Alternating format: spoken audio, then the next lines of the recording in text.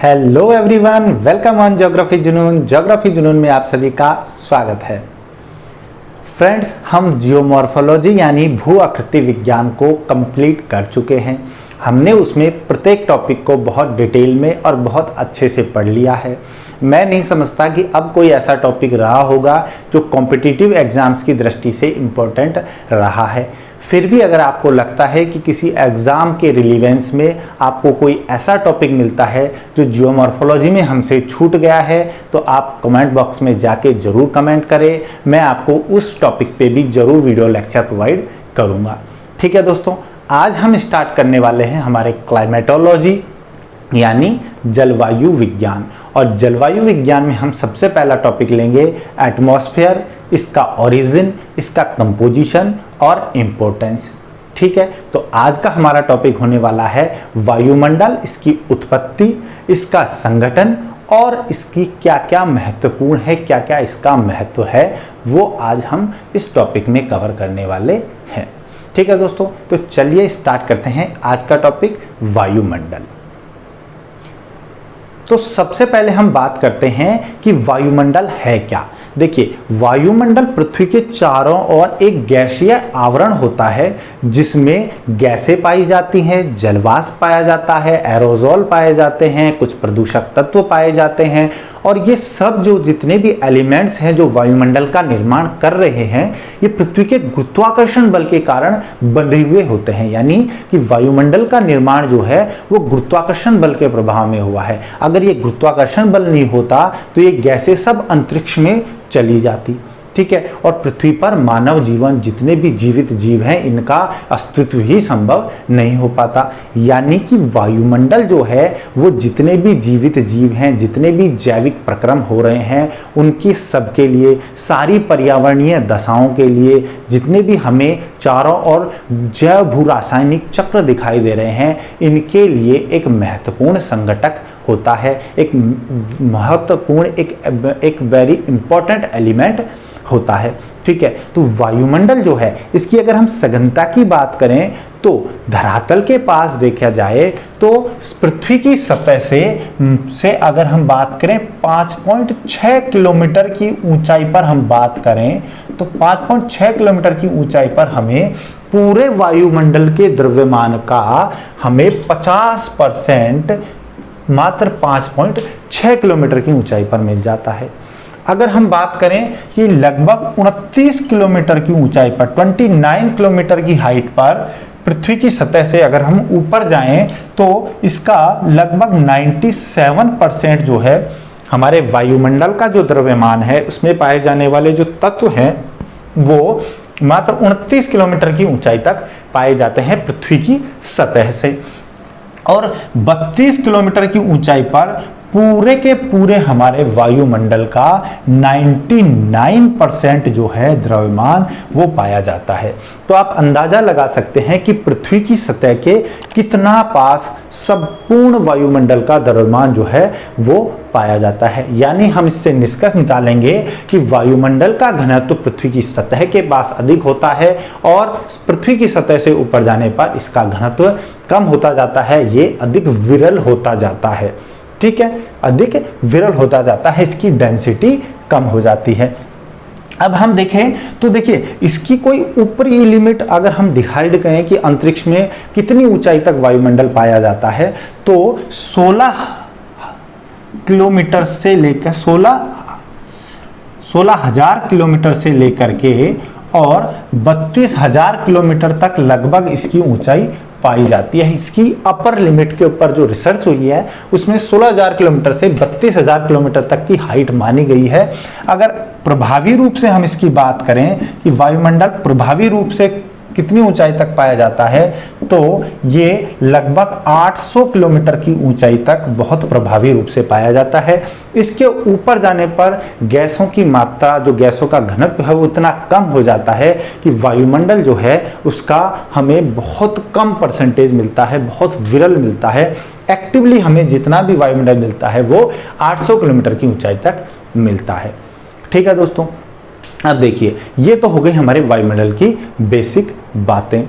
अब वायुमंडल में हम देखते हैं कि इसकी उत्पत्ति कैसे हुई है, वायुमंडल का निर्माण कैसे हुआ है। जब पृथ्वी बनी ही थी, जब पृथ्वी का निर्माण हुआ तो पृथ्वी एक क्या थी, एक तप्त गोले के रूप में थी। और इसकी जो सतह जो थी, ये जो पृथ्वी थी वो कैसी थी, तप्त थी। तो इसके साथ साथ एक तरल अवस्था में भी थी और इतनी ज्यादा गर्म थी कि जो पृथ्वी की सतह थी, ऊपर जो सरफेस थी, उसका तापमान लगभग 8000 डिग्री सेल्सियस तक था। कितना तापमान था, लगभग 8000 डिग्री सेल्सियस था पृथ्वी की सतह का तापमान। अब इतने ज़्यादा तापमान पे जो शुरुआत में कुछ गैसें पृथ्वी के निर्माण के समय बनी थी, वो गैसों का यहाँ पर टिके रहना संभव नहीं था। क्यों? क्योंकि गैसेस जो हैं वो क्या होंगी, गर्म होंगी, गर्म होकर के ऊपर उठेंगी। दूसरा, यहाँ पर जो गुरुत्वाकर्षण बल जो है पृथ्वी का, वो भी प्रभावी नहीं था, क्योंकि पृथ्वी तो तरल अवस्था में थी, गुरुत्वाकर्षण बल का निर्माण हुआ नहीं था। तो गुरुत्वाकर्षण बल भी प्रभावी नहीं था और तापमान इतना ज्यादा था कि जो शुरू में कुछ गैसें बनी वो सब की सब अंतरिक्ष में चली गई। ठीक है, इस वजह से कोई भी वायुमंडल का निर्माण नहीं हो सका। पर देखिए, धीरे धीरे समय गुजरता गया। पृथ्वी जिसका निर्माण 4.6 अरब वर्ष पूर्ण हुआ, वो धीरे धीरे जब इसका पृथ्वी का जीवन काल आगे गुजरता गया तो पृथ्वी धीरे धीरे ठंडी होने लगी।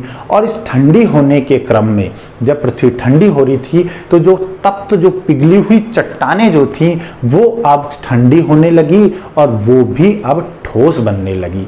ठीक है, तो तप्त चट्टानें ठोस बनने लगी, जो कि पिघले हुए अवस्था में थी, जो मोल्टन स्टेज में थी। अब वो जब सॉलिड होने लगेंगी तो उसके अंदर जो गैस पाई गई, जो तप्त अवस्था में चट्टान थी, उनके अंदर जो गैसें थी वो बाहर निकलने लगी। और ये गैसें जो हैं वो कौन सी थी, ये गैसें थी जैसे जलवाष्प थी, नाइट्रोजन थी, ये गैसें बाहर निकलने लगी। ठीक है, तो जलवाष्प बाहर निकलने लगी, नाइट्रोजन बाहर निकलने लगी, कार्बन डाइऑक्साइड गैस निकलने लगी। ठीक है, इन गैसों ने शुरुआत में पृथ्वी पर वायुमंडल का निर्माण किया। ये 3 प्राइमरी गैसेस थी, मगर अभी भी पृथ्वी पर ऑक्सीजन जो है उसका अस्तित्व नहीं था। फिर क्या हुआ, धीरे धीरे जब ये चट्टानें और ज़्यादा ठंडी होने लगी तो जलवाष्प जो है इसका संघनन होने लगा। जब वायुमंडल का तापमान भी थोड़ा कम होने लगा तो जो जलवाष्प जो है, जो वाटर वेपर्स हैं, इनका कंडेंसेशन होने लगा। और इनके कंडेंसेशन से क्या बनेगा, बादल बनेंगे। और बादलों से फिर क्या होगी, वर्षा होगी, जल वर्षा होगी। तो इस जल वर्षा या रेनफॉल से हमें 2 घटनाक्रम देखने को मिलते हैं। पहला तो क्या घटनाक्रम देखने को मिलता है कि जब ये वर्षा हुई तो इस वर्षा की वजह से धरातल पर जो गर्त बने हुए थे, जो डिप्रेशन थे, उन डिप्रेशंस में पानी भर गया, बहुत सारा जल भर गया और इसकी वजह से महासागरों का और सागरों का निर्माण हुआ। तो इस महासागर और सागरों के निर्माण के साथ साथ ही हमें दूसरा घटनाक्रम क्या मिला कि जो कार्बन डाइऑक्साइड थी, इसकी शुरुआत में हमारे वायुमंडल में बहुत ज़्यादा मात्रा थी। तो कार्बन डाइऑक्साइड की बहुत ज़्यादा मात्रा होने की वजह से वायुमंडल गर्म था और इस गर्म वायुमंडल में जब ये गर्म जो वायुमंडल है, इसकी वजह से क्या हो रहा था, इसकी वजह से पृथ्वी का तापमान और कम हो नहीं पा रहा था। तो जब वर्षा हुई तो वर्षा के साथ साथ ये कार्बन डाइऑक्साइड जो है वो जल के साथ धुल गई। ठीक है, ये वॉश आउट हो गई और इसके वॉश आउट होने की वजह से कार्बन डाइऑक्साइड सेटल डाउन होकर के और महासागरीय जल में विलीन हो गई। ठीक है, तो जो वायुमंडल में कार्बन डाइऑक्साइड की बहुत ज्यादा मात्रा थी वो घुल के, वो उसके साथ धुल करके और महासागरीय जल में विलीन हो गई और इसकी वजह से कार्बन डाइऑक्साइड की वायुमंडल में कमी आई और कमी आने की वजह से पृथ्वी का जो वातावरण है वो साफ होने लगा। ठीक है, पृथ्वी का वायुमंडल क्लियर होने लगा। अब उस वायुमंडल के क्लियर होने की वजह से देखो 2 चीजें हुई। पेलियोक्लाइमेटोलॉजी में क्या हुआ इसकी वजह से, इसकी वजह से एक तो वायुमंडल का तापमान जो है वो कम होने लगा, दूसरा जो पृथ्वी से जो पार्थिव विकिरण जो निकल रहे थे, जिनको कार्बन डाइऑक्साइड अवशोषित कर रही थी, अब वो फ्रीली बाहर निकलने लगे। तो धरातल जो है उसका तापमान भी अब कम होने लगा और धीरे धीरे जो पृथ्वी है वो और ठंडी होने लगी। कार्बन डाइऑक्साइड की वजह से ये और ज्यादा गर्म थी, वो ठंडी होने लगी। अब क्या हुआ, इसके बाद ऑक्सीजन की उत्पत्ति होती है। ठीक है, अब ऑक्सीजन की उत्पत्ति जो होती है उसके भी 2 हमें माने जाते हैं कि इसके भी दो प्रोसेस रहे होंगे कि ऑक्सीजन की उत्पत्ति कैसे हुई। पहली संभावना जो बताई जाती है वो ये बताई जाती है कि जो ये जलवाष्प है, ये जलवाष्प जब वायुमंडल में व्याप्त थी और चारों ओर जब जलवाष्प फैली हुई थी तो शुरुआत में क्या था, जलवाष्प ही निकली थी। तो जलवाष्प के ऊपर जब सूर्य की पराबैंगनी विकिरण पड़ी, यानी सूर्य की जो अल्ट्रावायलेट रेज जब इस जलवाष्प पर पड़ी तो जलवाष्प क्या होता है, जलवाष्प होती है एक तरीके से जल जो है उसका क्या होता है, ये गैसीय रूप होता है, जल का ही तो गैसीय रूप है। जब H2O के ऊपर जब अल्ट्रावायलेट रेज पड़ी तो इसकी वजह से इसके हाइड्रोजन और ऑक्सीजन जो है वो अलग अलग हो गई, जलवाष्प का विघटन हो गया। और इस विघटन के बाद जो ये ऑक्सीजन मुक्त हुई, इसके ऑक्सीजन ने जुड़ करके और O2 ऑक्सीजन एटम का निर्माण किया। ठीक है, तो जलवाष्प से निकली हुई ऑक्सीजन जो है उसने विघटित ऑक्सीजन ने जुड़ करके और O2 का निर्माण किया, ऑक्सीजन एटम का निर्माण किया। तो पहली संभावना तो ये बताई जाती है। दूसरा क्या है, अब देखिए दूसरा ये है कि जब महासागरों का निर्माण हो चुका है, जलवाष्प से वर्षा हो चुकी है, अब इस महासागर के अंदर धीरे धीरे कुछ फाइटोप्लैंक्टन्स जो हैं उनकी उत्पत्ति शुरू हो गई। अब इस फाइटोप्लैंक्टन्स क्या होते हैं, फाइटोप्लैंक्टन्स जो होते हैं वो छोटे छोटे पादप होते हैं जो महासागरों के अंदर पाए जाते हैं। इन फाइटोप्लैंक्टन्स ने क्या किया, इन फाइटोप्लैंक्टन्स ने इस CO2 का, जो वायुमंडल में CO2 थी कुछ उसका, कुछ ये CO2 जो धुल करके और महासागरों में चली गई थी, यानी कि महासागरीय जल में जो घुली हुई कार्बन डाइऑक्साइड थी, इसका उपयोग किया। समझ गए, इसका उपयोग करते हुए इन्होंने और प्रकाश संश्लेषण फोटोसिंथेसिस की क्रिया स्टार्ट की। CO2 से क्या किया इन्होंने किया फोटोसिंथेसिस, और इस फोटोसिंथेसिस यानी प्रकाश संश्लेषण की वजह से जब कार्बन डाइऑक्साइड का यूज करके इन्होंने ऑक्सीजन का निर्माण किया और इसकी वजह से वायुमंडल में ऑक्सीजन की मात्रा बढ़ने लगी और वायुमंडल आज की अवस्था में धीरे धीरे पहुंचने लगा। ठीक है, तो इस तरह से वायुमंडल का निर्माण हुआ। पृथ्वी की उत्पत्ति से लेके आज तक हमें वायुमंडल के जो निर्माण की दशाएं दिखाई देती हैं वो इस तरह से होती हैं। ठीक है, समझ में आ गई कि वायुमंडल की उत्पत्ति कैसे हुई। इसका एक ब्रीफ आइडिया होना चाहिए, डायरेक्ट इससे ज़्यादा कुछ क्वेश्चन आते नहीं है, बट एक ब्रीफ आइडिया रहेगा तो पता रहेगा कि वायुमंडल एग्जैक्टली बना कैसे। ये दशाएं थी जिनमें वायुमंडल का निर्माण हुआ है। इसके बाद हम बात करते हैं कि वायुमंडल जो है इसका संगठन क्या है, इसका कंपोजिशन क्या है, कि वायुमंडल के अंदर कौन कौन से एलिमेंट्स पाए जाते हैं और वो किस तरीके से वायुमंडल का निर्माण करते हैं और किस तरह से वायुमंडलीय घटनाएं इनकी वजह से हमें दिखाई देती हैं, इस पे बात करते हैं हम। तो वायुमंडल का संगठन यानी हम कंपोजिशन की बात करते हैं।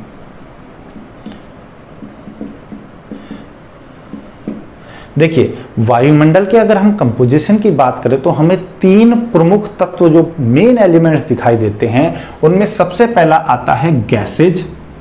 ठीक है, दूसरा हमें दिखाई देता है जलवाष्प यानी कि वाटर वेपर्स, और थर्ड हमें दिखाई देता है एरोसॉल। ठीक है, ये तीन तत्व हैं जो वायुमंडल में सबसे ज्यादा बनते हैं। वायुमंडल के सबसे ज्यादा द्रव्यमान इन तीन तत्वों की वजह से ही होता है।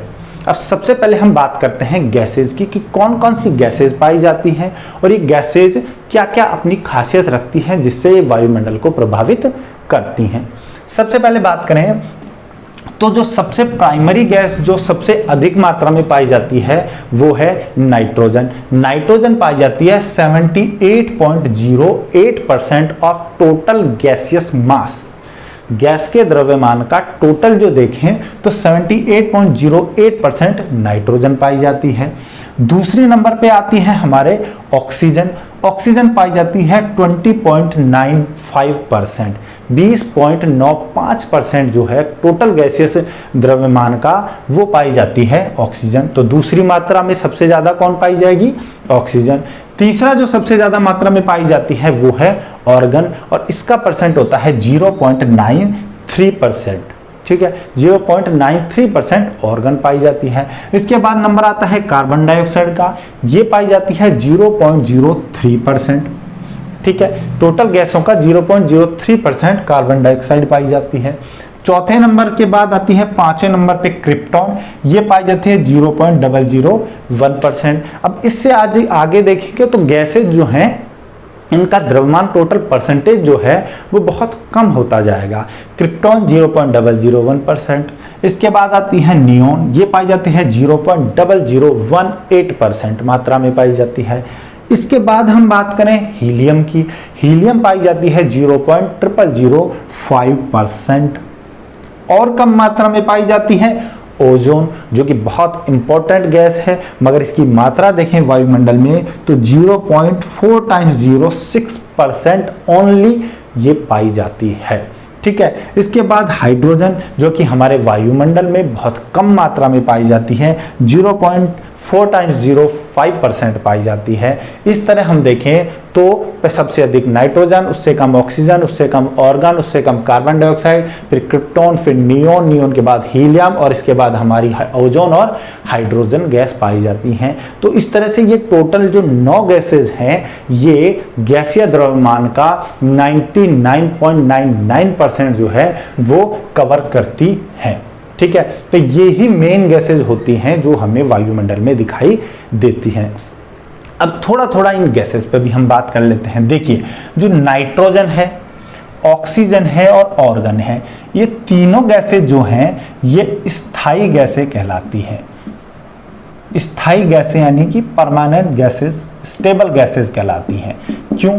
क्योंकि इनका जो परसेंटेज जो है वायुमंडल में वो लगभग 80 किलोमीटर की ऊंचाई तक स्थायी होता है और 80 किलोमीटर की ऊंचाई तक ही वायुमंडल जो है वो काफ़ी द्रव्यमान, अब देखो 32 किलोमीटर तक 99% कवर हो रहा था, यानी कि ये गैसेज जो हैं इनका एक परसेंटेज जो है वो वायुमंडल में निश्चित रहता है, परिवर्तित नहीं होता है, इसलिए इनको स्टेबल गैसेज या स्थायी गैसें कहते हैं। क्लियर है? इसके बाद जो भी गैसेज हैं ये सब गैसेज जो हैं वो कहलाती हैं परिवर्तनशील गैसेज। ठीक है, ये परिवर्तनशील गैसें होती हैं। ठीक है, तो स्थायी गैसें कौन सी हैं? नाइट्रोजन, ऑक्सीजन और ऑर्गन। बाकी carbon dioxide, krypton, neon, helium, ozone, hydrogen, ये सब परिवर्तनशील गैसें हैं। इनका वायुमंडल में प्रतिशत बदलता रहता है। जैसे हम बात कर लें कार्बन डाइऑक्साइड की, तो ये तो एक हरित गृह गैस है, ग्रीन हाउस गैस है और प्रदूषक गैस भी है। जो कार्बन डाइऑक्साइड है इसको हम जब वायु प्रदूषण का प्रमुख कारक भी मानते हैं और इसकी का उत्सर्जन अगर ज़्यादा हो रहा है तो इसकी मात्रा बढ़ जाती है और अगर इसका उत्सर्जन कम हो रहा है तो मात्रा कम भी हो सकती है। यानी कि ये सब गैसें जो हैं वो परिवर्तनशील गैसें होती हैं। ठीक है दोस्तों, तो अब इसमें हम एक एक गैस को लेके चलते हैं और इनके ऊपर हम बात करते हैं कि ये गैसें जो हैं उनकी क्या क्या क्वालिटीज़ होती हैं। तो सबसे पहले जो हमारी गैस आती है, सबसे पहले हम बात करते हैं नाइट्रोजन की। ठीक है, नाइट्रोजन जो कि वायुमंडल में 78.08% पाई जाती है। इसकी अगर हम बात करें तो इसकी खोज जो है वो सन 1772 में 1772 में इसकी खोज की गई थी। ठीक है, और इसकी खोज की थी रदरफोर्ड ने। ठीक है, इसकी खोज की थी रदरफोर्ड ने 1772 में और इसका नाम इन्होंने रखा था मैफेटिक एयर।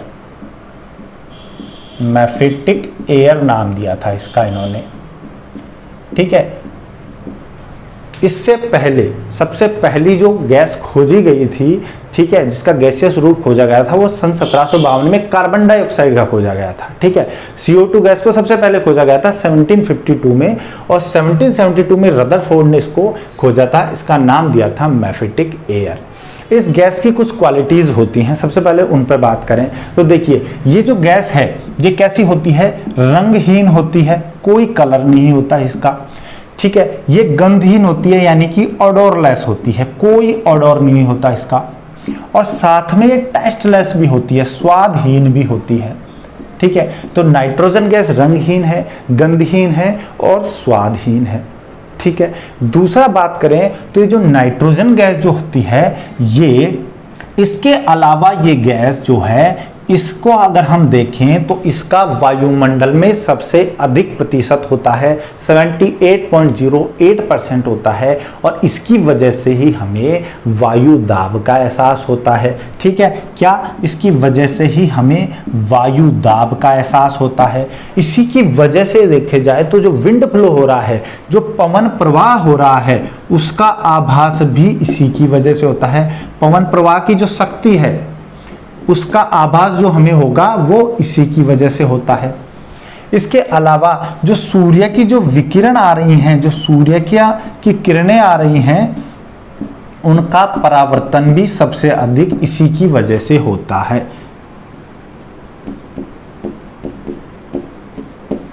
और ऐसा क्यों हो रहा है? क्योंकि देखिए, वायुदाब क्या होता है? वायुदाब होता है वायु के एक कॉलम का दाब। वायु के एक कॉलम से जो दाब उत्पन्न हो रहा है वही वायुदाब है। अब वायु में सबसे ज्यादा मात्रा ही नाइट्रोजन की है, तो वायुदाब सबसे ज्यादा महसूस किससे होगा? नाइट्रोजन से होगा। अगर इसका परसेंटेज कम होता तो वायु का भार ही नहीं होता ना, वायु में गैसेज नहीं होती तो भार ही नहीं होता। तो इसकी वजह से सबसे ज्यादा वायुदाब जो महसूस होता है वो नाइट्रोजन की वजह से होता है। और जब अगर हम पवन प्रवाह की बात कर रहे हैं, विंड की बात करें, तो विंड क्या बनती है? वायुदाब में अंतर की वजह से ही पवन प्रवाह होता है। तो पवन प्रवाह की शक्ति जो है वो भी हमें नाइट्रोजन से ही पता चलती है।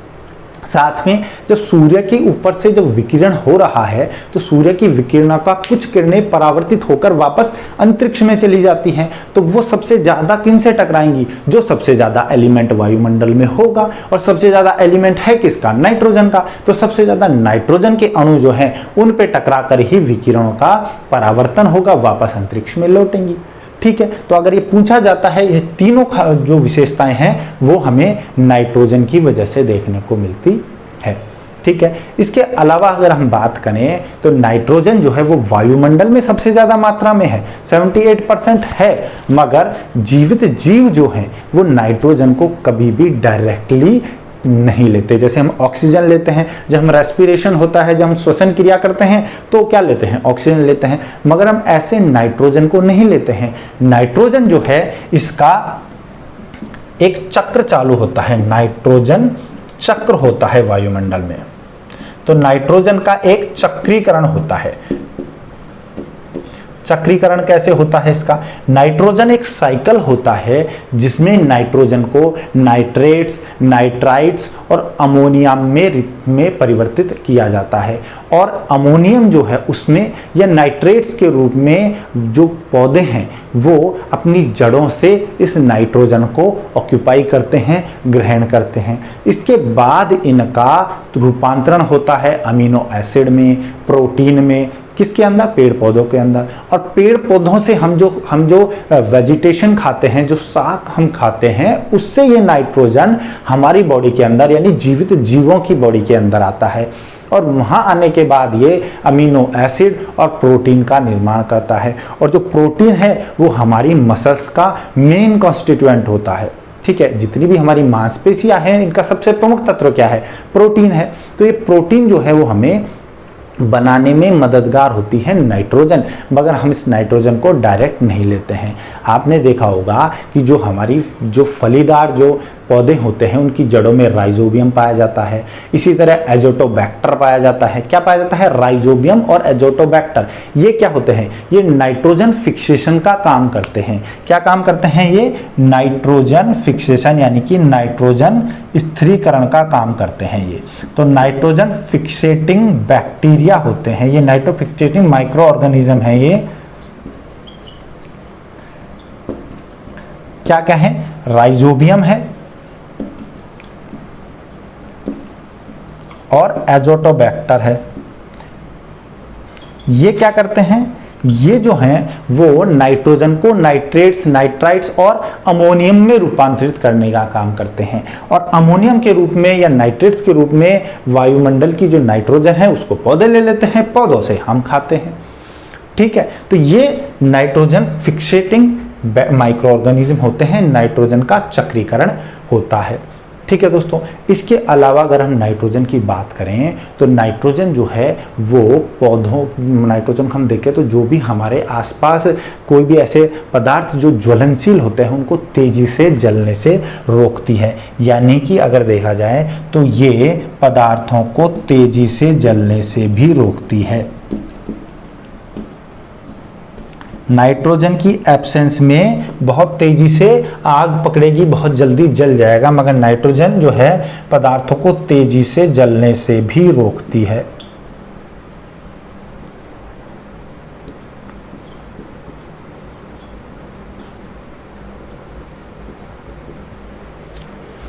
ठीक है दोस्तों, तो इस तरह से अगर हम देखें तो वायुमंडल जो है उसमें नाइट्रोजन जो है उसका बहुत ज़्यादा इंपॉर्टेंस होती है। ये सारी चीज़ें हमें नाइट्रोजन की वजह से ही देखने को मिलती हैं। नाइट्रोजन का हमारा कंप्लीट हुआ। इसके बाद हम बात करते हैं नाइट्रोजन के बाद ऑक्सीजन की, कि ऑक्सीजन की वजह से हमें क्या क्या देखने को मिलता है।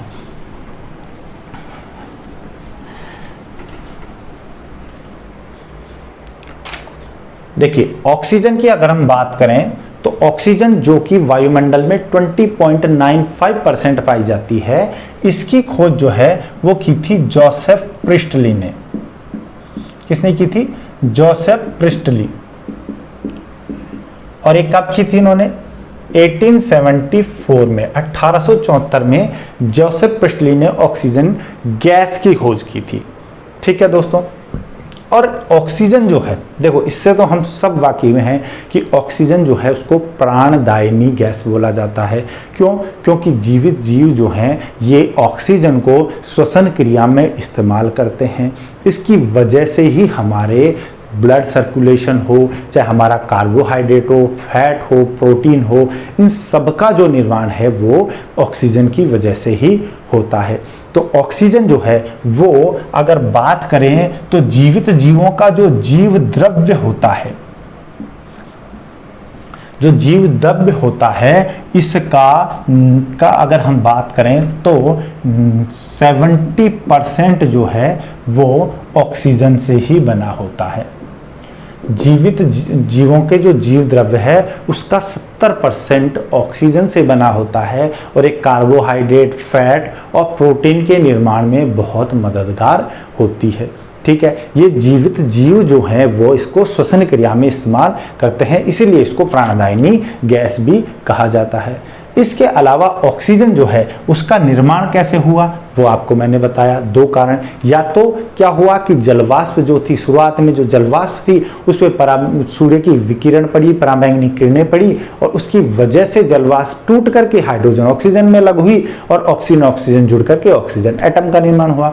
या इसका निर्माण हुआ फाइटोप्लैंक्टन, जो सागरीय पादप जो थे उनके प्रकाश संश्लेषण की क्रिया के दौरान फोटोसिंथेसिस से बनी।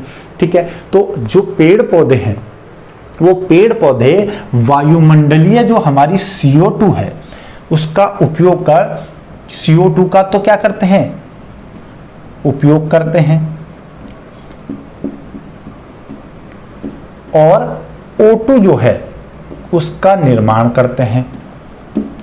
और इस क्रिया, ये सब किस क्रिया से संपन्न होता है? ये होता है प्रकाश संश्लेषण की क्रिया द्वारा।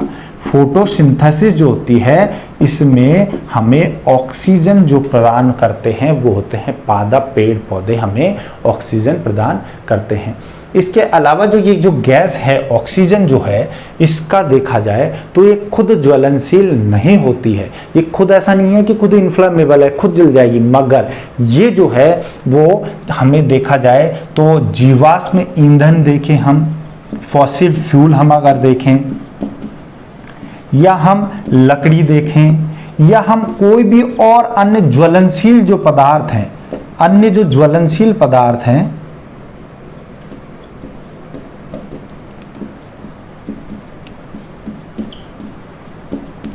उनके जलने में सहायक होती है। ठीक है, ऐसा नहीं है कि ये खुद जल जाएगी, खुद ज्वलनशील गैस नहीं होती है ये कि अपने आप ही जल जाएगी, मगर अगर ये है तो ही ये सारे पदार्थ जल पाते हैं, नहीं तो जल नहीं सकते हैं। आपने देखा होगा कि कहीं किसी के अगर आग लग जाती है, कहीं कोई व्यक्ति जो है उसके अगर जलता है तो उसको कवर किया जाता है कंबल वगैरह से या मोटे कपड़े से कवर किया जाता है। उसके पीछे क्या होता है पर्पस, उसके पीछे ऑक्सीजन को ब्लॉक करना होता है ताकि ऑक्सीजन जो है वो बंद हो जाए। जब ऑक्सीजन सर्कुलेशन बंद हो जाएगा, ऑक्सीजन आना बंद हो जाएगी तो वो अपने आप आग बुझने लगेगी। जब कोई आग लग रही होती है, वहां मिट्टी डाली जाती है, तो मिट्टी डालने से सिर्फ मिट्टी के भार से वो नहीं मिटती है, मिट्टी डालने से वहां ऑक्सीजन की सप्लाई रुक जाती है, इसकी वजह से आग बुझ जाती है। ठीक है, तो अगर हम देखें तो ये जीवाश्म ईंधन, लकड़ी और जितने भी ज्वलनशील पदार्थ हैं उनके जलने में ऑक्सीजन सहायक होती है। इसके अलावा देखें तो ऑक्सीजन जो है इसी से ओजोन गैस का निर्माण होता है। ओजोन गैस जो है इसका निर्माण भी इसी से होता है। ठीक है, तो ऑक्सीजन भी एक स्थायी गैस है और इसका यूज क्या है, ये जीव द्रव्य का 70% बनाती है। ऑक्सीजन का निर्माण प्रकाश संश्लेषण की क्रिया में होता है, जीवाश्म ईंधन के जलने में मददगार होती है और ओजोन गैस का निर्माण होता है। कैसे होता है ये मैं आपको ओजोन में बताऊंगा कि इसका निर्माण कैसे होता है। ठीक है, तो ये हमारे ऑक्सीजन होती है। इसके बाद तीसरी हमारी जो स्थायी गैस है वो है ऑर्गन। ऑर्गन जो है वो कैसी है, एक इनर्ट गैस है। ठीक है, अक्रिय गैस होती है। ये कोई भी केमिकल रिएक्शन, कोई भी तरीके की रासायनिक जो क्रिया है वो नहीं करती है और ये 0.93% पाई जाती है, मगर ये इतनी इंपॉर्टेंट नहीं है। तो ऑर्गन के बारे में ज़्यादा हमें डिटेल में पढ़ने की ज़रूरत नहीं है। इसके बाद हम बात करते हैं हमारी परिवर्तनशील गैसों की बात करते हैं कि हमें कौन कौन सी और परिवर्तनशील गैसें मिलती हैं, उन पर हम थोड़ी सी चर्चा करते हैं। परिवर्तनशील गैसों में हमारे जिनका कि वायुमंडल में परसेंटेज बदलता रहता है, उसमें सबसे पहली गैस जो हमारी आती है जिस पे हमें बात करनी है वो है कार्बन डाइऑक्साइड। CO2 गैस की हम बात कर रहे हैं, कार्बन डाइऑक्साइड की बात कर रहे हैं। ये वायुमंडल में 0.03% पाई जाती है और मैंने बताया इसकी खोज कब हुई थी, 1752 में ये पहली गैस थी जो वायुमंडल में खोजी गई थी। सन 1752 में खोजी गई थी कार्बन डाइऑक्साइड। देखिए, जो कार्बन डाइऑक्साइड गैस जो है ये क्या है, कार्बन डाइऑक्साइड गैस एक प्रदूषक गैस भी है, एक हरित गृह गैस भी है। ठीक है, एक ग्रीन हाउस गैस भी होती है। अब हरित गृह गैस कैसे है, ग्रीन हाउस गैस कैसे है, इसको आप समझिए। देखिए, जो कार्बन डाइऑक्साइड जो होती है वो सूर्य से जो हमारे विकिरण आ रही हैं वो कैसी होती हैं, लघु तरंगे होती हैं। उनकी वेवलेंथ जो होती है वो कम होती है और उनकी फ्रीक्वेंसी, उनकी आवृत्ति अधिक होती है। तो सूर्य से आने वाली विकिरणें जिनकी जो कि लघु तरंगे होती हैं, जिनकी तरंग दैर्ध्य कम होती है, उनकी वेवलेंथ कम होती है, उसको ये आसानी से आने देती है, पृथ्वी की ओर आने देती है। यानी उनके लिए कैसी होती है, ये पारदर्शी, एक वायुमंडल को पारदर्शी बनाती है। ये उनको एब्जॉर्ब नहीं करती है, सूर्य से आने वाली विकिरणों को एब्जॉर्ब नहीं करती है। पर जब सूर्य की किरणें पृथ्वी पर आ जाती हैं, ठीक है, जैसे ये पृथ्वी है, इस पे से जब ये रेडिएशन हो रहा है, सोलर रेडिएशन हो रहा है, तो ये कार्बन डाइऑक्साइड जो इसमें है, ये कार्बन डाइऑक्साइड वायुमंडल की इसको तो गुजरने देगी, बट जब ये रेडिएशन आकर के धरातल पे आएगा और पृथ्वी की जो ऊपरी सतह जो है वो गर्म होगी, तो गर्म होने के बाद पृथ्वी भी विकिरण करेगी। ठीक है, तो इसकी वजह से क्या होगा, टेरेस्ट्रियल रेडिएशन होगा। और ये जो टेरेस्ट्रियल रेडिएशन होता है, ये तरंगे जो हैं वो दीर्घ तरंगे होती हैं, इनकी वेवलेंथ अधिक होती है। ठीक है, इनकी वेवलेंथ अधिक होने की वजह से दीर्घ तरंगों को ये कार्बन डाइऑक्साइड गैस जो है वो अवशोषित कर लेती है, इनका एब्जॉर्प्शन कर लेती है। और एब्जॉर्प्शन करने के बाद यहाँ पर जो निचला वायुमंडल है इसको ये क्या करेगी, गर्म करेगी। तो वायुमंडल को गर्म करती है, इस वजह से इसको पूरा जो चारों तरफ का जो वायुमंडल है इसको गर्म करके और एक कंबल की तरह चारों तरफ से ऐसे काम करती है और इस वजह से इसको ग्रीन हाउस गैस कहते हैं। और यही क्रिया जिसमें कि वायुमंडल गर्म होता है इसको हरित गृह प्रभाव कहते हैं और इसीलिए इसको ग्रीन हाउस गैस कहते हैं, क्योंकि ये वायुमंडल का तापमान बढ़ाती है। आज हम देखें तो जो हम बात करते हैं ग्लोबल वार्मिंग की, जिसे हम बात करते हैं वैश्विक ऊष्मन की, वो ग्लोबल वार्मिंग का कारण जो है वो कार्बन डाइऑक्साइड है। आज आप पेपर्स में पढ़ते होंगे, न्यूज़पेपर्स में आप देखते होंगे कि पृथ्वी का तापमान बढ़ रहा है, वायुमंडल का तापमान बढ़ रहा है, ग्लेशियर पिघल रहे हैं और वैश्विक ऊष्मन हो रहा है, ग्लोबल वार्मिंग। इसमें किसका योगदान है? कार्बन डाइऑक्साइड का योगदान है। ठीक है, ये कार्बन डाइऑक्साइड जो है वो जीवाश्म ईंधन के दहन होने में भी निकलती है, फैक्ट्रीज में भी निकलती है ये कार्बन डाइऑक्साइड। हम जब श्वसन क्रिया होती है तब इस श्वसन क्रिया में भी कार्बन डाइऑक्साइड निकलती है। तो कार्बन डाइऑक्साइड जो है इसकी मात्रा वायुमंडल में लगातार परिवर्तित हो रही है, इसकी मात्रा बढ़ रही है, इससे हमारा वायुमंडल गर्म हो रहा है और इसी वजह से इस क्रिया को हम वैश्विक ऊष्मन या हरित गृह प्रभाव भी कहते हैं। ठीक है दोस्तों, तो ये कार्बन डाइऑक्साइड हो गई। कार्बन डाइऑक्साइड जो हमारी है, जो कि एक बहुत बड़ी प्रदूषक गैस जिसे हम कह रहे हैं, इस कार्बन डाइऑक्साइड का अगर हम देखें तो इसका उपयोग जो है वो पौधे करते हैं। पौधे प्रकाश संश्लेषण की क्रिया में। ठीक है, एक तो ये क्या है, पहली बात तो ये हो गई, हमने हरित गृह गैस कह दी इसको। ठीक है, दूसरा हम इसको बात करें तो पौधे जो हैं वो प्रकाश संश्लेषण, जब प्रकाश संश्लेषण करेंगे तो प्रकाश संश्लेषण क्रिया के दौरान पौधे इसका उपयोग करते हैं और उपयोग करके इसका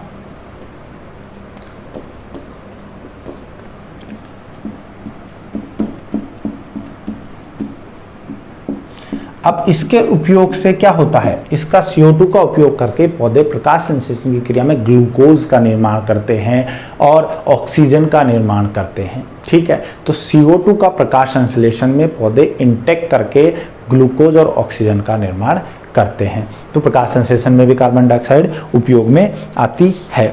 ठीक है, इसके बाद हम बात करें कार्बन डाइऑक्साइड के और जो फैक्टर हमें जो देखने को मिलते हैं। ठीक है, कि ये जो ये कार्बन डाइऑक्साइड जो है जिसकी मात्रा 0.03% है वायुमंडल में, ये कार्बन डाइऑक्साइड जो है वो लगातार परिवर्तित हो रही है, लगातार बढ़ रही है और इसकी वजह से हमें बहुत ज़्यादा जो वैश्विक तापन की क्रिया है वो मिल रही है और ये धीरे धीरे करके जीवों के जीने के लिए जो एक नॉर्मल तापमान चाहिए होता है उससे अधिक तापमान कर रही है। इसलिए ये क्या कह सकते हैं, इसको इसलिए ये कह सकते हैं कि ये जीवित जीवों के लिए खतरा है।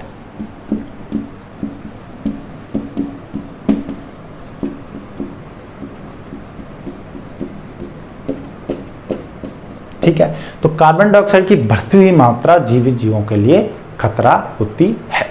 ठीक है दोस्तों, इसके बाद हम बात करें क्रिप्टॉन, नियॉन, हीलियम।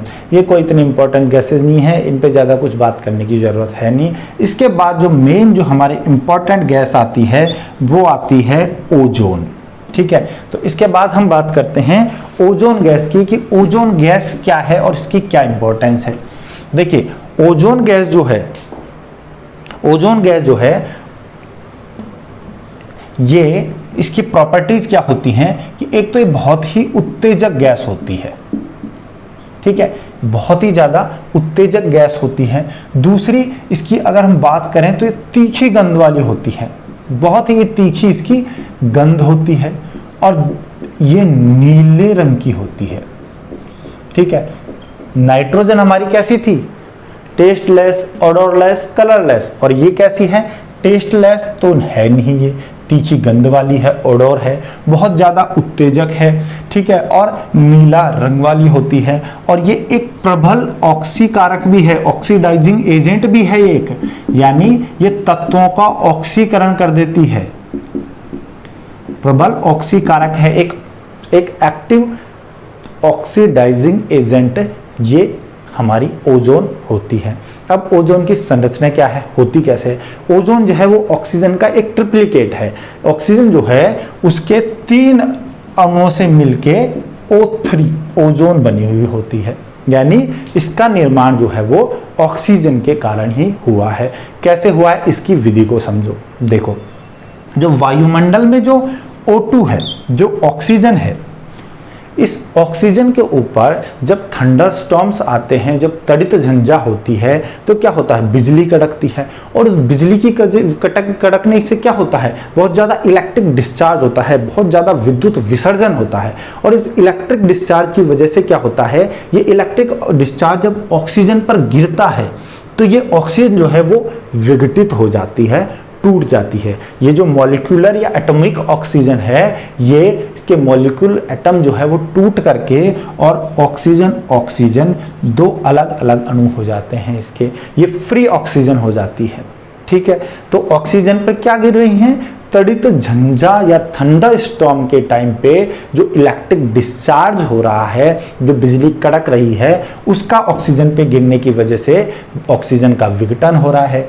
और ये ऑक्सीजन के अणु जो मॉलिक्यूलर ऑक्सीजन है इसके साथ ये जुड़ जाएगा और इसकी वजह से O3 ओजोन का निर्माण होगा और इसके साथ साथ मोमेंटम निकलेगा। ठीक है, इसके साथ एक ऊर्जा भी निकलती है। ठीक है, एक ऊर्जा निकलती है। तो ओजोन का निर्माण किससे हुआ, ऑक्सीजन से। ऑक्सीजन के 3 अणु जो हैं, 3 एटम मिलकर के O3 का निर्माण करते हैं। तो एटॉमिक ऑक्सीजन पहले टूट गई। ठीक है दोस्तों, अब ओजोन जो है उसकी अपनी इंपॉर्टेंस होती है। ओजोन की इंपॉर्टेंस क्या है, देखिए ओजोन जो है वो माना जाता है कि ओजोन जो है वो वायुमंडल में 50 किलोमीटर की ऊंचाई तक पाई जाती है। कितनी ऊंचाई तक, 50 किलोमीटर की ऊंचाई तक ये पाई जाती है। मगर 50 किलोमीटर की ऊंचाई तक तो ये पाई जाती है, मगर इसका घनत्व अगर देखें, घनत्व इसका सबसे ज्यादा, इसकी जो डेंसिटी है, जो इसका अधिकतम घनत्व बात करें हम, अधिकतम इसका जो घनत्व है वो 15 किलोमीटर से लेकर के और 35 किलोमीटर की ऊंचाई तक ही पाया जाता है।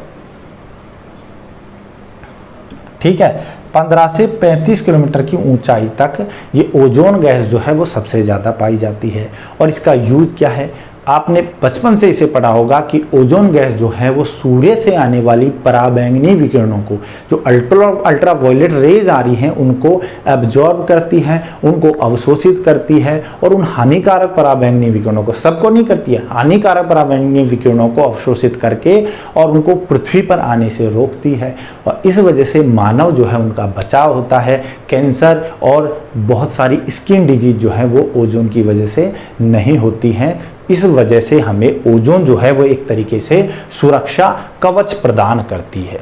ठीक है, तो ओजोन जो है वो वायुमंडल की ऐसी गैस है जो पराबैंगनी विकिरणों से हमें सुरक्षा कवच प्रदान कर रही है। ठीक है, और ये ओजोन जो है वो सबसे ज्यादा कहाँ पाई जाती है, समताप मंडल में। 1535 किलोमीटर की ऊंचाई पे क्या होगा, समताप मंडल।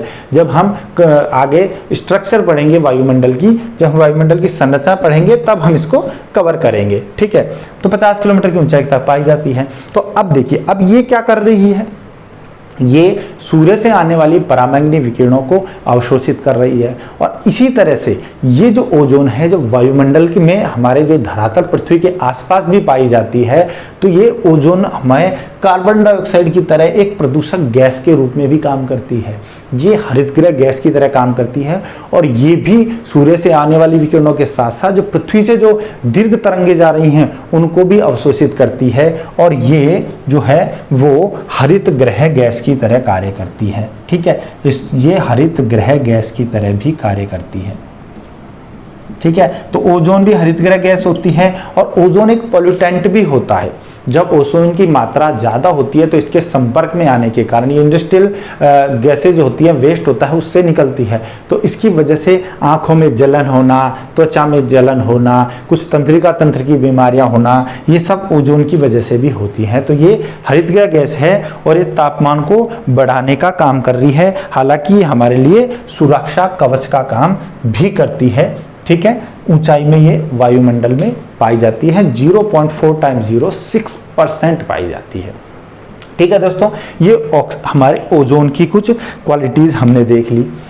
ओजोन के बाद हम बात कर सकते हैं हाइड्रोजन की। तो हाइड्रोजन देखिए, हाइड्रोजन पहली बात तो जो वायुमंडल में बहुत कम मात्रा में पाई जाती है। क्यों पाई जाती है? क्योंकि बहुत ही ज़्यादा हल्की गैस होती है, बहुत लाइट गैस होती है, और ये हल्की होने की वजह से वायुमंडल में रुक नहीं पाती है और ये अंतरिक्ष में चली जाती है। तो हाइड्रोजन गैस जो है इसका बहुत कम परसेंटेज वायुमंडल में पाया जाता है। तो इस तरह से हमने मेन गैसेस को देख लिया, नाइट्रोजन देख ली, ऑक्सीजन देख ली, कार्बन डाइऑक्साइड देख ली, ओजोन देख ली। ठीक है, ये 4-5 गैसेस जो हैं वो ही इंपॉर्टेंट थी, जिनके बारे में मैंने आपको क्वालिटीज बताई कि वायुमंडल को किस तरह से प्रभावित करती है और मानव जीवन को भी किस प्रकार से प्रभावित कर रही हैं। इसके बाद हम बात करते हैं जो अगला एलिमेंट हमारा आता है वो है जलवाष्प। अगला एलिमेंट आता है कि जलवाष्प जो है वो वायुमंडल में क्या क्या रोल प्ले करती है, और जलवाष्प जो है उसकी से संबंधित कुछ विशेषताएं हम देखते हैं। तो जलवाष्प जो कि वायुमंडल का एक महत्वपूर्ण घटक है, बहुत महत्वपूर्ण एलिमेंट है, ये जलवाष्प होती क्या है? जलवाष्प यानी जल का जो गैसीय रूप होता है। क्या है जलवाष्प? जलवाष्प जो है वो जल का गैसीय रूप होता है।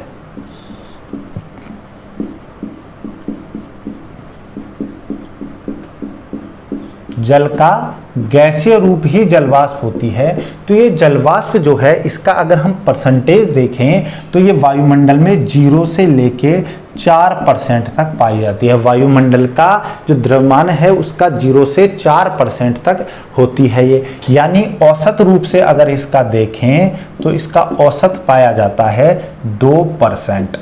ठीक है, तो वायुमंडल में जलवाष्प का औसत 2% पाया जाता है। और ये जो है वो टोटल जो इसकी जो वायुमंडल में जो जलवाष्प पाई जाती है, इस जलवाष्प का अगर हम टोटल द्रव्यमान बात करें तो इस जलवाष्प का 50% जो है वो मात्र 2 किलोमीटर की ऊंचाई तक ही पाया जाता है। ठीक है, वायुमंडल में सतह से अगर हम 2 किलोमीटर की ऊंचाई तक जाएंगे तो ही जलवाष्प जो है उसका 50% पाया जाएगा। साथ में अगर इसकी बात करें तो इसका जो 90% है वो मात्र 5 किलोमीटर की ऊंचाई तक ही पाया जाता है।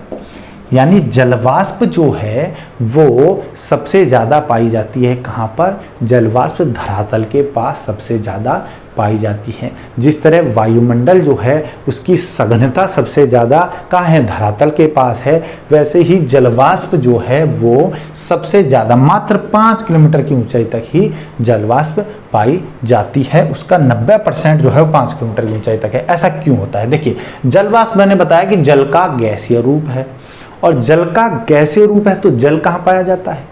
जल पाया कहाँ जाएगा? जल धरातल पर पाया जाएगा, सतह पर पाया जाएगा। तो जब जल सतह के पे ही पाया जाएगा तो जलवाष्प कहाँ पाई जाएगी? सतह के पास ही पाई जाएगी। दूसरी वजह देखिए, जल भी जो सतह पर पाया जाएगा और सतह पर ही सूर्य की जो किरणें आ रही हैं उनकी वजह से इतना तापमान हो सकता है कि जल का वाष्पीकरण हो सके। ठीक है, जल का वाष्पीकरण कहाँ होगा? जल का वाष्पीकरण सतह के पास होता है, इसलिए क्योंकि जल भी सतह पर पाया जा रहा है, जल का वाष्पीकरण होने के लिए आवश्यक तापमान भी सतह पर पाया जा रहा है। इस वजह से जो जलवाष्प है वो मात्र 5 किलोमीटर की ऊंचाई तक 90% जलवाष्प पाई जाती है। और जैसे जैसे ऊंचाई पे जाते हैं तो ऊंचाई के साथ अगर हम देखें तो अगर ऊंचाई बढ़ती है तो जलवाष्प की जो मात्रा है वो घटने लगती है। ठीक है, ऊंचाई के साथ जलवाष्प की मात्रा घटती जाती है। ठीक है, इसके साथ साथ अगर हम देखें तो हम अक्षांशीय रूप से अगर हम बात करें तो अक्षांश जो है वो अगर बढ़ेंगे, यानी हम विषुवत रेखा से और ध्रुवों की ओर जाएं तो इक्वेटर से पोल की ओर अक्षांश की ओर बढ़ने पर जलवाष्प जो है उसकी मात्रा भी, जलवाष्प का जो प्रतिशत है वायुमंडल में वो कम होता जाता है। ठीक है, तो विषुवत रेखा पर सबसे अधिक जलवाष्प पाई जाएगी, ध्रुवों की ओर जलवाष्प की मात्रा कम होती जाती है। क्यों होती जाती है? दोनों रीजन है। पहला कि आवश्यक तापमान ही नहीं है तो वाष्पीकरण होगा ही नहीं, और वाष्पीकरण नहीं होगा तो जल वाष्प नहीं बनेगी। ध्रुवों की ओर क्या है, सूर्य की जो किरणें हैं वो कम समय के लिए आती जाती हैं, और भी कई फैक्टर हैं, मगर तापमान कम होता है ध्रुवों की ओर, और तापमान कम होते जाने की वजह से जल वाष्प का प्रतिशत भी कम होता है, क्योंकि वाष्पीकरण ही नहीं हो रहा है। ठीक है, जब वाष्पोत्सर्जन नहीं होगा तो जलवाष्प नहीं होगा। इसके अलावा जो जलवाष्प है इसका यूज क्या है, इंपॉर्टेंट क्यों है, अगर हम देखें तो जो जलवाष्प जो है इसका क्या होता है, कंडेंसेशन होता है, संघनन होता है। इसके कंडेंसेशन की वजह से हमें क्या क्या दिखाई देता है, इसके संघनन की वजह से, संघनन से, जलवाष्प के संघनन से हमें जितने भी रूप हमें दिखाई देते हैं, चाहे वो बादल हो, ठीक है, चाहे हमें जल वर्षा दिखाई दे, चाहे हिमवर्षा की हम बात कर लें,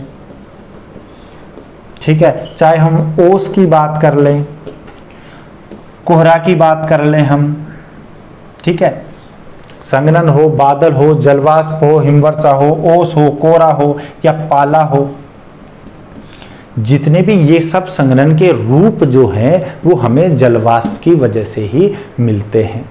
ठीक है, तो जलवाष्प जो है इसकी परसेंटेज बढ़ने पर, संघनन बढ़ने पर हमें ये सब संघनन के रूप भी दिखाई देते हैं। साथ ही ये जलवाष्प जब जो है वो कुछ ऐसे होती है कि ये जलवाष्प जो है वो कोहरा का निर्माण भी कर लेती है, और इस जलवाष्प की वजह से दोस्तों सबसे इम्पोर्टेंट जो हमें दिखाई देता है, ये दिखाई देता है, इसको मैं यहाँ से हटा देता हूँ, जलवाष्प जो है ये भी एक हरित गृह गैस होती है। अब हरित गृह गैस, इसका इंपॉर्टेंस समझिए।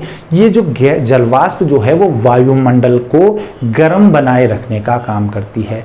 ये क्या करती है, सूर्य से जो विकिरण आ रही है, जो सौरिक विकिरण आ रही है, उसका तो ये कुछ परसेंट, कुछ बहुत कम भाग जो है वो अवशोषित करती है। यानी सूर्य से आने वाली लघु तरंगों को कुछ मात्रा में अवशोषित कर लेती है पहले तो ये जलवाष्प। इसके बाद जब धरातल गर्म हो जाता है, जब पृथ्वी गर्म होती है, पृथ्वी की सतह गर्म होती है, तो वहां से जो पार्थिव विकिरण हो रहा है, जो टेरेस्ट्रियल रेडिएशन हो रहा है, तो इस टेरेस्ट्रियल रेडिएशन का ये अधिकांश भाग जो है वो जलवाष्प अवशोषित कर लेती है। ठीक है, और इसकी वजह से अगर देखें तो जो निचला वायुमंडल है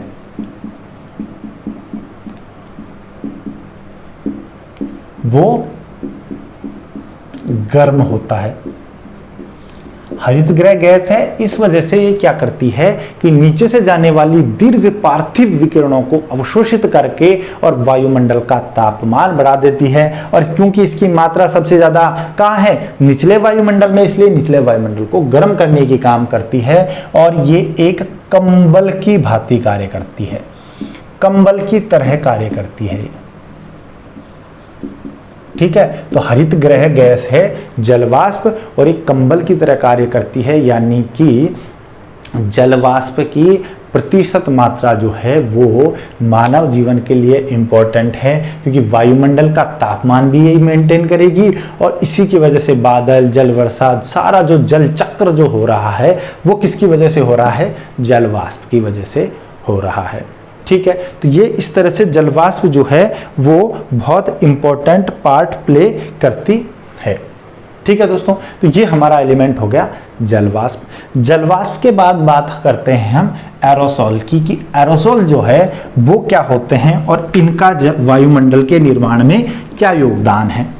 ठीक है, एरोसोल क्या होते हैं, देखिए एरोसोल जो होते हैं वो वायुमंडल में कुछ ऐसे छोटे छोटे सस्पेंडेड पार्टिकल्स होते हैं, ऐसे कुछ निलंबित कण होते हैं जिनका निर्माण जो है वो या तो हो सकता है कि किसी धूल रेत के कणों से हुआ हो, चाहे रेगिस्तान की रेत हो, या कहीं कोई ज्वालामुखी विस्फोट हुआ है और ज्वालामुखी विस्फोट से बहुत अधिक राख उड़ी है, और वो राख जो है उसके बहुत माइक्रो पार्टिकल्स जो हैं वो क्या है, वायुमंडल में फैल गए हैं। या हो सकता है कि कोई कंस्ट्रक्शन एक्टिविटी हो रही है, कोई इस विनिर्माण गतिविधि की वजह से धूल मिट्टी उड़ रही है, जैसा सिटीज में होता है, शहरों में हमें देखने को मिलता है। इसके अलावा ये हो सकता है कि ये जो चारों ओर जो छोटे छोटे बीज हैं, पराग कण हैं, वो वायुमंडल में फैल जाएं। ऐसा भी हो सकता है। इसके अलावा कोई भी ऐसा माध्यम जिससे बहुत ज़्यादा रेत, धूल, मिट्टी जो है उसके माइक्रो पार्टिकल्स वायुमंडल में फैल जाएं, या हो सकता है नमक के बारीक कण हो सकते हैं, वो भी इसमें जा सकते हैं। जो इतनी सारी, देखिए कोयले का दहन हो रहा है, जब कोयला जलता है तो उसकी वजह से क्या निकलती है, कालिख निकलती है, उसकी वजह से धुआं जो निकलती है उसमें कालिख होती है, उसमें छोटे छोटे माइक्रो पार्टिकल्स होते हैं। तो ये सब मिल करके, चाहे वो फैक्ट्री से निकल रहा हो, चाहे वो हमारे ईंधन भट्टी से निकल रहा हो, चाहे वो किसी भी प्राकृतिक क्रिया से निकल रहा हो, ये सारे छोटे छोटे जो पार्टिकल्स हैं, जो माइक्रो पार्टिकल्स जो मिलीमीटर में पाए जाते हैं, ये सब एरोसोल कहलाते हैं।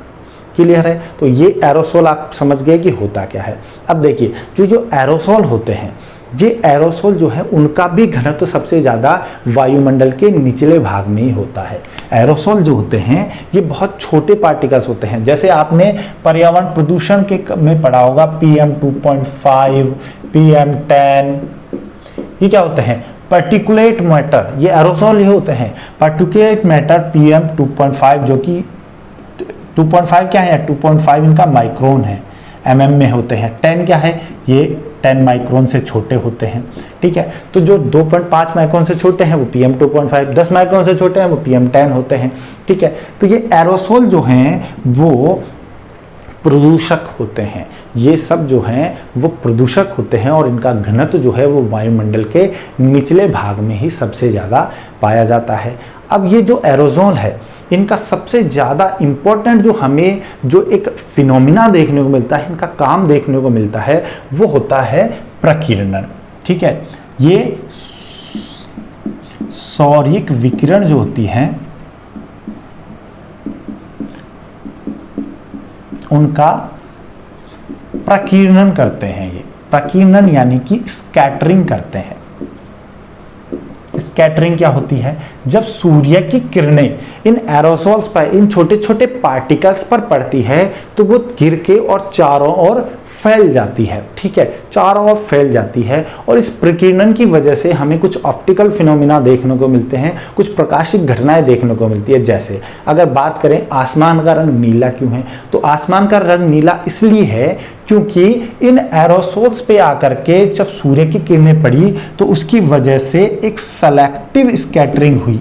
सेलेक्टिव स्कैटरिंग का मतलब कि कुछ विकिरण जो थी उनका तो परावर्तन हो गया, कुछ पास कर करके और वायुमंडल में अंदर चली गई और कुछ एरोसोल से टकरा करके चारों ओर फैल गई, यानी कुछ सेलेक्टिव विकिरणों का ही ये स्कैटरिंग करते हैं।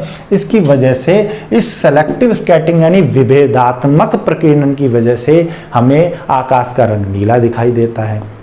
सुबह शाम हम देखें तो आसमान जो है वो लाल, गुलाबी ऐसा हमको दिखाई देता है। ऐसा क्यों दिखाई देता है, ये सब एरोसोल्स जो पार्टिकल्स हैं इनके ऊपर सूर्य की किरणों के प्रकीर्णन की वजह से ही होता है।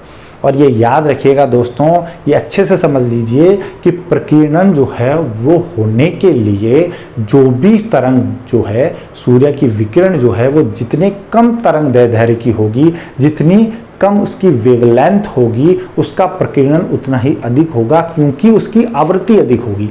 और आवृत्ति अधिक होगी यानी आवृत्ति अधिक होने का मतलब है कि ये जो है ये ज़्यादा होगा। ठीक है, अगर तरंग दैर्ध्य ज्यादा कम होगी तो कैसे होगी, ऐसा होगा। इसका जो क्रेस्ट और ट्रफ जो होता है वो क्या होगा, दूर दूर ऐसे चौड़े बनेंगे, और जो पास पास बनेंगे इसका मतलब है कि इसकी आवृत्ति जो है वो अधिक है। और जब अधिक आवृत्ति होगी तो उनका प्रकीर्णन अधिक होता है।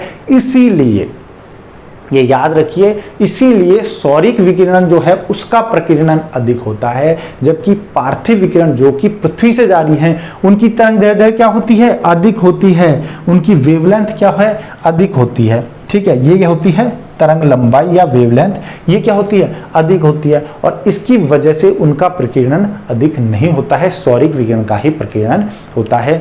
तो ऐसी घटनाएं हमें एरोसोल की वजह से देखने को मिलती हैं। अब इसमें देखिए प्रकीर्णन जो होता है उसमें आप आगे हम कब पढ़ेंगे कि सूर्य की जब प्रकीर्णन पढ़ेंगे तो हम देखेंगे इसमें जैसे एक होता है रिले प्रकीर्णन, रिले, ठीक है, रिले प्रकीर्णन पढ़ा होगा आपने, मी पढ़ा होगा, यानी ये सेलेक्टिवली काम कर रहा है। रिले जो होता है इसमें, रिले प्रकीर्णन में देखिए सेलेक्टिवली कैसे होता है, इसमें जो पार्टिकल्स की जो साइज है ना, अणु का आकार जो है जो एरोसोल के अणु है, एरोसोल जो अणु है, इस एरोसोल अणु का आकार जो है वो तरंग दैर्ध्य का कितना होना चाहिए? तरंग दैर्ध्य का 1/10 होना चाहिए, 1/10वें भाग के बराबर होना चाहिए। ठीक है, पार्टिकल्स जो है उनका आकार, इनकी जो वेवलेंथ है, जो सौरिक विकिरण आ रही है उनकी वेवलेंथ का 1/10 भाग जो है उससे छोटा होना चाहिए। ठीक है, जबकि मी स्कैटरिंग कब होगी? जब इन अणुओं का आकार 1/10 भाग है उससे अधिक होना चाहिए। ठीक है, 1/10 भाग से अधिक होना चाहिए। ये उल्टा हो गया। तरंग दैर्ध्य जो है उसका 1/10वें भाग से कम हो तब तो होगा रिले, और 1/10 भाग जो है उससे अधिक होना चाहिए तब मी स्कैटरिंग होगी। ठीक है, तो ये रिले और मी स्कैटरिंग हम आगे पढ़ेंगे। ठीक है, जब हम इलेक्ट्रोमैग्नेटिक स्पेक्ट्रम को पढ़ेंगे तब हम इसको देखेंगे। तो रिले और मी स्कैटरिंग, जैसे मैंने एक एग्जांपल बताया कि ऐसी स्कैटरिंग होती है, इसकी वजह से सौरिक विकिरणों का प्रकीर्णन जब फैलती हैं तो उससे हमें कई ऐसे ऑप्टिकल फिनोमिना देखने को मिलते हैं, जैसे आसमान का रंग नीला होना, और साथ में हमें देखने को मिलता है आसमान का सुबह शाम हम जो देखते हैं गुलाबी या लाल रंग, वो भी एरोसोल की वजह से ही होता है। ये एरोसोल प्रदूषक भी होते हैं।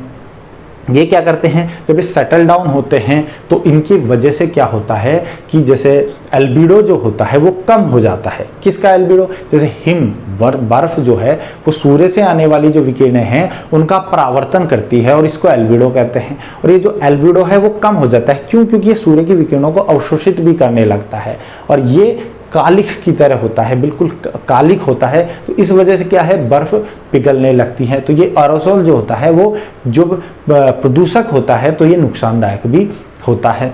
ठीक है, और ये जो है एरोसोल, ये क्या करता है, ये एरोसोल जब SO2 जैसी गैस, सल्फर डाइऑक्साइड जैसी गैस के साथ मिलकर के SO2 के साथ मिलकर के ये और जहरीला स्मॉग भी बनाता है, जहरीला नगरीय स्मॉग। ठीक है, अर्बन स्मॉग का निर्माण करता है ये, और ये अर्बन स्मॉग जो है वो क्या होता है, नुकसानदायक होता है। ठीक है, तो इसका निर्माण किसके साथ होता है, एरोसोल के होता है। ठीक है दोस्तों, तो ये सारे एलिमेंट जो थे, हमने जलवाष्प को पढ़ा, गैस को पढ़ा, एरोसोल को पढ़ा, ये सारे एलिमेंट्स मिलकर के और वायुमंडल का निर्माण करते हैं।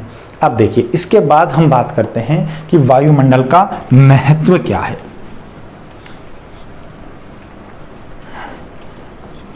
वायुमंडल का महत्व, इंपॉर्टेंस क्या है वायुमंडल की, ये हम देखते हैं। देखिए, सबसे पहले तो वायुमंडल की हम जब इंपॉर्टेंस की बात कर रहे हैं तो वायुमंडल जो है वो जीवों के जीवन के लिए, उनकी उत्पत्ति के लिए, उनके विकास के लिए, सबके लिए बहुत जरूरी है। ठीक है, वायुमंडल होगा तो वायुमंडल में आवश्यक गैसें होंगी, और आवश्यक जो गैसें हैं इनकी वजह से ही जीवित जीव, पादप, इन सब का अस्तित्व होता है, पहली बात। दूसरा, जितनी भी पर्यावरणीय घटनाएं हो रही हैं, जितने भी जैविक अजैविक प्रक्रम हो रहे हैं, वो सब वायुमंडल से ही प्रभावित होते हैं, क्योंकि वायुमंडल जो है उसमें आर्द्रता भी पाई जाती है, वायुमंडल है उसी की वजह से तापमान होता है। तो जितने भी जैविक अजैविक घटनाक्रम हमें पृथ्वी पर दिखाई देते हैं वो सब जो हैं वो वायुमंडल की वजह से होते हैं। चाहे आप उसके अंदर देख सकते हैं पादप की उत्पत्ति हो, चाहे मानव की उत्पत्ति हो, चाहे धरातल पर होने वाला अपक्षय हो, अपर्दन हो, सब घटनाओं में वायुमंडल का योगदान होता है। ठीक है दोस्तों, तीसरी बात हम ये करें कि जो वायुमंडल होता है इसकी जो गैसें जो होती हैं वो प्राणदायक गैस ऑक्सीजन, जलने के में रोकने के लिए जरूरी गैस नाइट्रोजन, वायुमंडल के तापमान को मेंटेन रखने के लिए पराबैंगनी किरणों से सुरक्षा प्रदान करने के लिए ओजोन गैस, ठीक है, वर्षा जल प्रदान करने वाली आर्द्रता यानी जलवाष्प, ये सब हमें वायुमंडल में ही देखने को मिलती है। ठीक है, तो वायुमंडल जो है ये जीवन के लिए इम्पोर्टेंट है। चौथी बात हम करें तो जलवाष्प को अगर हम वायुमंडल को देखें दोस्तों, तो वायुमंडल जो है इसके अंदर हमें सारी मौसमी घटनाएं दिखाई देती हैं। जैसे हम बात करें आर्द्रता की, तापमान की, या हम चक्रवात की बात करें, तड़ित झंझा की हम बात करें, थंडर स्टॉर्म्स की, या वर्षा की बात करें, बादलों का निर्माण देखें, संघनन के और रूप भी हम दे सकते हैं, चाहे कोहरा हो, चाहे ओस हो, चाहे पहला हो। ये सब जो हैं वो हमें वायुमंडल के कारण ही मिलते हैं। अगर वायुमंडल ना हो तो ये सारी घटनाएं जो हैं वो होंगी ही नहीं। ठीक है, वायुमंडल जो है वो पृथ्वी का एक तापमान जो है वो नियमित रखने के लिए, निश्चित बनाए रखने के लिए भी आवश्यक है, क्योंकि वायुमंडल की एब्सेंस में सूर्य से जो किरणें आ रही हैं वो इतनी ज़्यादा आएंगी कि उसकी वजह से जो है वो पृथ्वी पर जीवन संभव ही नहीं हो पाएगा, क्योंकि पृथ्वी का तापमान बहुत ज़्यादा बढ़ जाएगा। ठीक है दोस्तों, इसके अलावा देखिए वायुमंडल की और क्या इंपॉर्टेंस हो सकती है कि वायुमंडल जब चारों ओर पृथ्वी को कवर किए हुए है और जब ऊपर से कोई भी उल्का पिंड गिर रहा है, कोई भी उल्कापात हो रहा है, तो जब वो वायुमंडल में प्रवेश करता है तो वायुमंडल की गैसों और उसके और एलिमेंट्स के साथ घर्षण की वजह से वो क्या होता है, जल के और बिल्कुल राख में परिवर्तित हो जाता है। ठीक है, बिल्कुल वो राख में परिवर्तित हो जाता है, वो सीधा पृथ्वी पर टकरा नहीं पाता, यानी हमारी पृथ्वी जो है उसकी वायुमंडल रक्षा करता है।